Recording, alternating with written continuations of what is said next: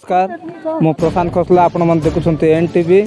वर्तमान मु कोरापुट जिला लक्ष्मीपुर ब्लॉक अंतर्गत केलार ग्राम ठारे उपस्थित होछि जोठारे कि 79तम स्वाधीनता दिवस बड़ जोरदार सहित पालन करा जाउछि। केलार जेएलसी चर्च ठारे सेठारे वर्तमान मु उपस्थित अछि।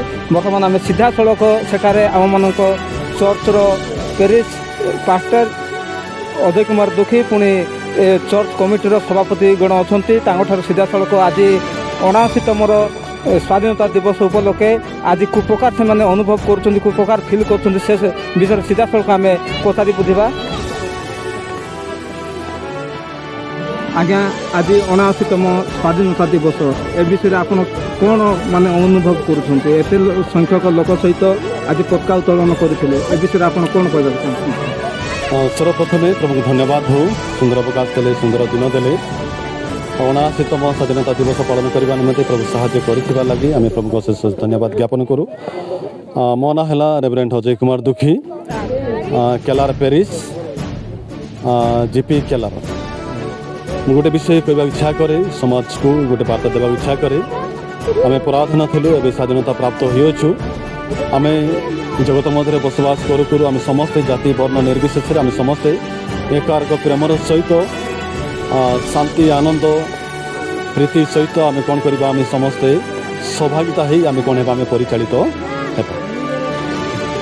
आम बहुत आनंदित जेहेतु आम स्वाधीनता प्राप्त होइछु। आम से जातीय प्रतिभा आम सम्मान देउछु। आम भारत गोटे विकसित भारत हो आम कामना करुछु प्रार्थना करुछु।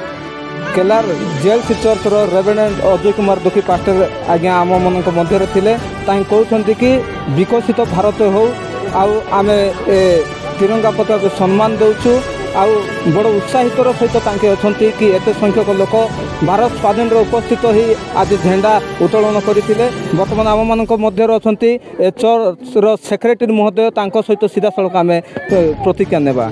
आगे आपनकर परिचय दिंतु। मो ना हरण खसला से केलार पेरिस संपादक आज्ञा आज जो 79तम स्वाधीनता दिवस चर्च पालन है एत संख्यार लोक आते उत्साह करते बहुत खुशी आ वास्तविक कथा हूँ आम स्वाधीनता पर महत्व बुझा दरकार। प्रथम विषय है स्वाधीन ठारू के स्वतंत्र जीवन काटिबा स्वाधीन तो हम ना कि स्वाधीनता महत्व बुझा एवं आम गोटे हिंसा को छाड़ी समाज मध्य देश मध्य आम कौन करवा मुख्य क्षेत्र में फेरी न्याय कौन धर्म कौन ताको आम समस्त स्वीकार करवा एवं परिवार गोटे परिवार मध्य जीवन यापन करवा समस्ते हिंसा को छाड़ी मुख्य क्षेत्र फेरवा।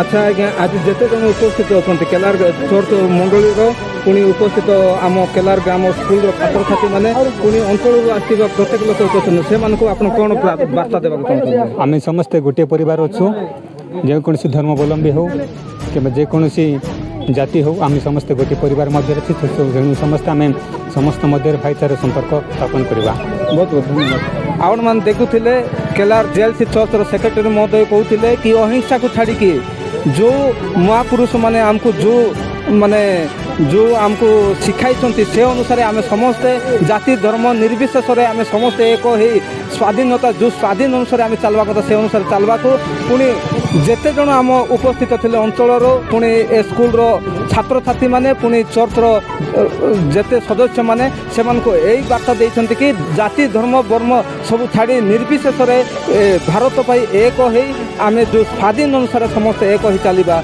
यह कहते। आपण मैंने देखुले एनटीवी कोरापुट जिला जिला प्रतिनिधि प्रशांत खसला रिपोर्ट एनटीवी।